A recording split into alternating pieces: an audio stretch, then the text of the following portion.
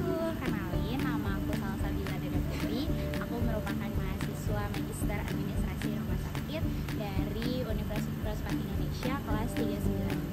Kali ini aku bakal ngasih edukasi, ngasih pengetahuan atau ngasih sharing-sharing nih tentang suatu hal yang mungkin teman-teman udah biasa sih terkait hal ini gitu ya. Apalagi kemarin kita udah ngelewatin musibah pandemi COVID-19 yang dimana hal ini tuh jadi salah satu hal utama nih yang kayaknya nggak mungkin teman-teman semua nggak ngelakuin di setiap harinya.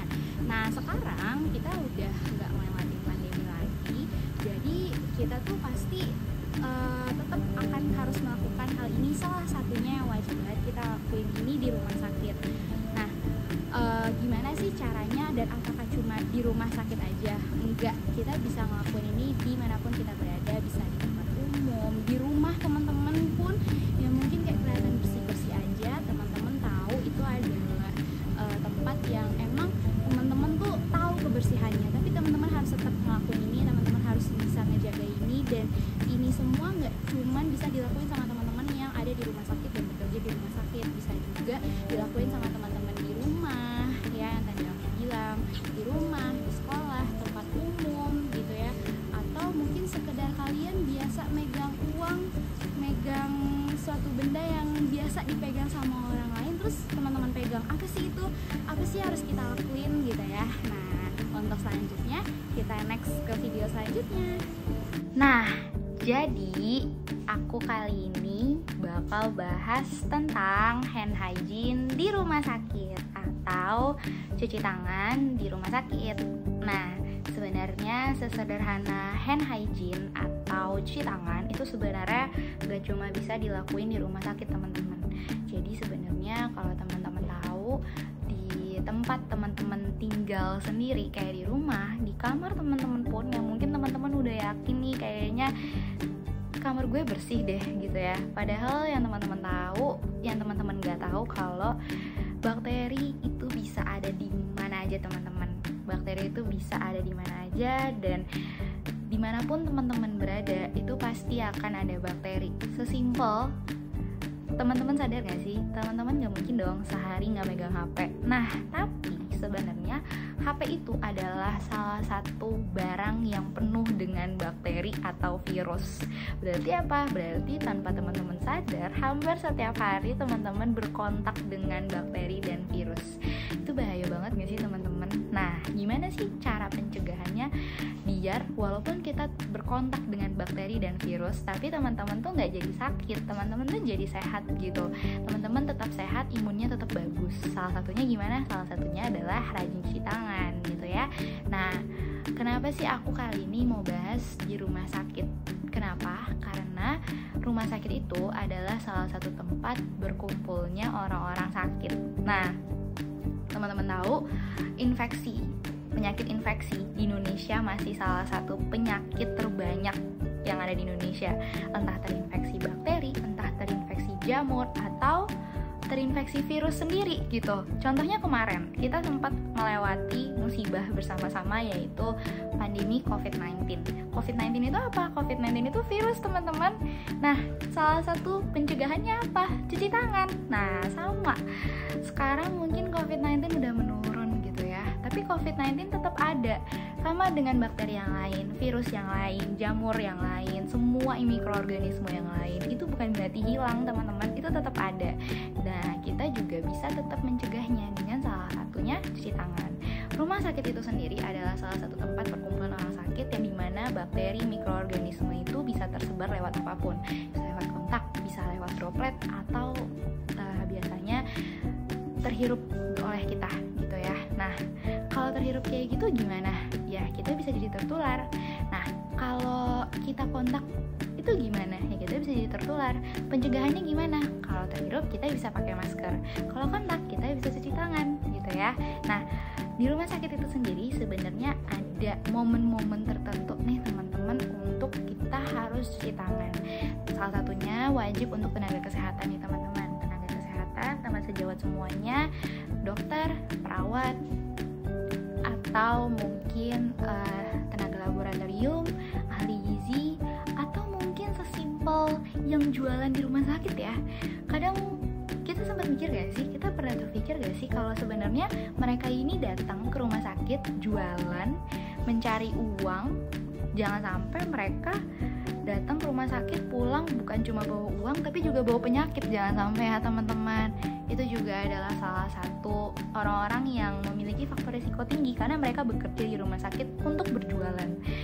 Terus juga mungkin para bidan, semuanya, tenaga kesehatan semuanya, kita punya beberapa momen yang mewajibkan kita mencuci tangan. Sebenarnya cuci tangan itu sendiri teman-teman, itu jangan sampai kita jadi parnoan ya, nggak yang setiap detik kita cuci tangan, setiap menit kita cuci tangan, nggak juga teman-teman. Tapi kita punya 5 momen wajib cuci tangan. Apa aja sih itu?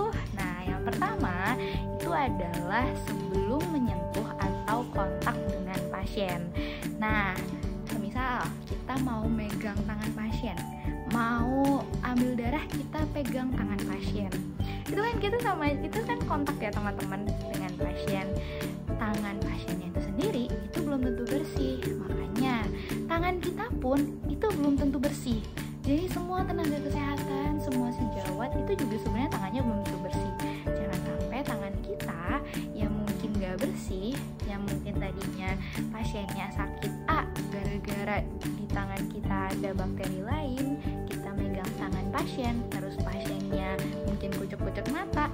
Nah, pasiennya jadi nambah bakteri deh. Jadi yang tadinya pasiennya sakit A nambah juga sakit B gitu ya. Jadi kita sama-sama menjaga diri dan menjaga perlindungan terhadap pasien gitu. Yang kedua yaitu sebelum melakukan tindakan keperawatan terhadap pasien. Contohnya apa? Ambil darah, rekam jantung. Itu sebelumnya kita harus cuci tangan teman-teman. Mungkin kita suka lupa ya, kayak pengen cepet-cepet gitu ya. Tapi mau gak mau kita harus cuci tangan. Kenapa? Karena itu akan mempengaruhi penularan infeksi itu sendiri. Yang ketiga yaitu setelah melakukan tindakan keperawatan atau mungkin terpapar cairan tubuh pasien. Nah, kita sering banget nih teman-teman berkontak dengan cairan tubuh pasien. Salah satunya apa? Kencing, terus darah. Itu tuh juga cairan dari tubuh pasien yang mungkin di situ adalah gudangnya infeksi, gudangnya bakteri. Darah itu biasanya mikroorganisme menular atau mungkin mengalirnya lewat apa sih di tubuh kita gitu ya. Itu salah satunya dari darah gitu. Nah, ketika darahnya dikeluarin, terus darahnya gak sengaja kita pegang, terus abis itu kita lupa nggak cuci tangan, terus kita megang sana sini, nah jadi bakterinya nempel ke sana sini gitu kan. Terus juga bakteri itu jadi buat kita deh gitu kan. Terus yang keempat adalah setelah bersentuhan atau kontak dengan pasien. Nah, yang tadi sebelum menyentuh atau kontak dengan pasien, sesudahnya juga kita harus cuci tangan. Yang kelima yaitu setelah bersentuhan atau kontak dengan lingkungan pasien. Lingkungan pasien itu apa sih? Lingkungannya salah satunya kalau pasiennya naik kursi roda. Nah, kita megang kursi rodanya. Mungkin kita nggak kontak sama pasiennya, tapi kita megang kursi rodanya. Dan otomatis kita juga setelah megang kursi rodanya, kita juga harus cuci tangan. Kayak gitu ya teman-teman. Nah, sebenarnya di rumah sakit itu sendiri ada namanya pencegahan pengendalian infeksi, yaitu atau PPI. Nah, PPI itu adalah suatu komite atau perkumpulan orang-orang yang berkumpul di suatu organisasi tersebut untuk berkomitmen mengendalikan infeksi yang ada di rumah sakit. Sebenarnya PPI itu juga mempunyai prinsip gitu ya. Prinsip utama PPI itu apa sih? Yang pertama yaitu melindungi pasien. Melindungi pasien itu pastinya kita sebagai tenaga kesehatan yang nomor satu itu adalah perlindungan pasien, kenyamanan pasien. Jadi jangan sampai pasien yang tadinya sakit A jadi nambah sakit B lagi gara-gara kita nggak bisa mengendalikan infeksi tersebut. Lalu juga jangan sampai kita sebagai tenaga kesehatan yang menularkan penyakit kepada pasien. Itu jangan sampai teman-teman. Jadi kalau antara pasien A ke pasien B itu kita harus cuci tangan. Jadi jangan sampai lengah ya teman-teman. Lalu yang kedua, kita juga harus melindungi tenaga kesehatan, pengunjung dan masyarakat rumah sakit. Itu tadi aku bilang, jangan sampai orang-orang yang datang ke rumah sakit itu sebagai orang sehat, pulangnya sebagai orang sakit. Itu jangan sampai ya teman-teman. Lalu yang ketiga, kita harus mempertimbangkan cost cost activity. Jadi maksudnya apa sih? Kita juga harus menghemat biaya teman-teman. Jadi sebenarnya cuci tangan itu kan simpel banget ya. Kita cuma butuh apa sih? Butuh air mengalir, butuh sabun, atau mungkin kita juga bisa cuci tangan pakai hand sanitizer atau hand rub. Itu kan sebenarnya adalah biaya yang nggak terlalu mahal ya teman-teman. Nah, sebenarnya kita juga bisa mencegah penyakit-penyakit yang berbahaya yang mungkin akan mengeluarkan biaya yang berjuta-juta itu dengan kita mengeluarkan biaya yang sedikit untuk mencegah terjadinya penyakit yang akan mengeluarkan biaya berjuta-juta itu teman-teman. Nah, jadi kita juga harus rajin cuci tangan, jangan sampai kita tertular jangan sampai kita terkena penyakit yang akan mengeluarkan biaya kita, yang akan menguras kantong kita ya teman-teman. Nah, selanjutnya gimana sih cara cuci tangan gitu ya? Aku bakal nunjukin, sebenarnya nanti di akhir aku udah nyiapin video aku cuci tangan nih, tapi di sini aku bakal nyontohin dulu nih cuci tangan yang baik dan benar.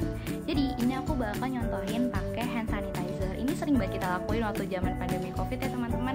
Jadi kita semprot ke tangan kita satu sisi aja, ini ditaruh.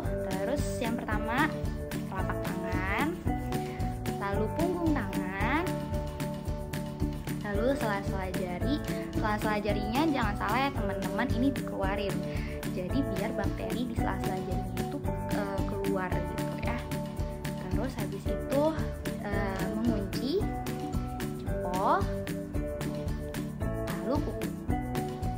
Kayak gitu teman-teman. Nah, itu juga yang dilakuin kalau teman-teman cuci tangan pakai air mengalir. Nah, sebenarnya ada perbedaan nggak sih cuci tangan pakai hand sanitizer dan air mengalir? Ada teman-teman, pastinya ada, yaitu dari waktunya gitu ya. Biasanya caranya ada dua. Yang pertama ada hand rub, yang kedua ada hand wash. Kalau hand rub itu tanpa air. Nah, kayak gini namanya pakai hand sanitizer, ini namanya hand rub teman-teman. Nah, terus kalau hand wash itu pakai air mengalir dan sabun cair. Digunakan di lebih utama pakai sabun cair ya teman-teman, jangan pakai sabun batang, karena kalau pakai sabun batang biasanya dia tetap di satu benda, yang dimana satu benda itu bisa digunakan berkali-kali, yang dimana tangan kita yang penuh bakteri itu pegang satu benda itu berkali-kali gitu. Jadi agak riskan juga gitu untuk terkumpulnya bakteri gitu di satu benda itu, yaitu sabun batang itu gitu ya. Nah, waktunya juga beda teman-teman. Kalau hand rub yang tadi udah aku contohin ke teman-teman, itu kan simple ya, jadi waktunya lebih singkat, itu 20-30 detik. Tapi kalau hand wash itu 40-60 detik. Apakah beda hasilnya gitu ya? Apakah kalau pakai hand wash itu akan lebih bersih gitu ya? Enggak juga sih teman-teman, sama aja ya. Sejauh ini aku belum menemukan penelitian yang membedakan hal tersebut. Jadi sama aja, tergantung situasi dan kondisinya. Kalau memang situasinya nggak memungkinkan untuk wastafel, menemukan air mengalir dan sabun cair, ya teman-teman bisa menggunakan hand rub. Biasanya di rumah sakit itu ada di mana-mana kok teman-teman. Di depan kasur pasien itu suka disiapin tuh hand rub, dan itu bisa digunakan oleh teman-teman semua, nggak cuma tenaga kesehatan, keluarga pasien, kerabat, semua bisa pakai itu. Terus juga biasanya ada di lorong-lorong, di pinggir-pinggir, di poli, di tempat rawat inap, itu semua ada hand sanitizer gitu. Terus sama-sama 6 langkah dan momennya ada 5 yang tadi itu aku sebutin. Oke, mungkin itu aja dari aku terkait hand hygiene di rumah sakit. Semoga teman-teman yang bekerja di rumah sakit dan mungkin teman-teman yang masih sering ke rumah sakit bisa melakukan pencegahan pengendalian infeksi melalui diri teman-teman sendiri. Mungkin kalau mungkin kalau kita ikut dari orang lain agak susah ya teman-teman. Jadi pengendalian itu sendiri harus kita sendiri yang kontrol diri kita agar terhindar dari infeksi. Jangan sampai kita yang mungkin sakitnya A jadi nambah ke B, C, dan D yang harus mengeluarkan uang lebih banyak lagi. Dan jangan sampai mungkin teman-teman yang datang ke rumah sakit sebagai keluarga pasien, sebagai orang sehat, pulangnya malah jadi pasien. Hanya karena teman-teman sesimpel lupa atau ceroboh tentang kebersihan tangan gitu. Oke? Terakhir aku mau pantun nih teman-teman terkait cuci tangan. Jalan-jalan ke Sumatera Selatan, mampir ke pasar makan celimpungan. Mari kita jaga kesehatan dengan rajin mencuci tangan. Sekian dari aku. Assalamualaikum warahmatullahi wabarakatuh. Dadah, salam sehat semuanya.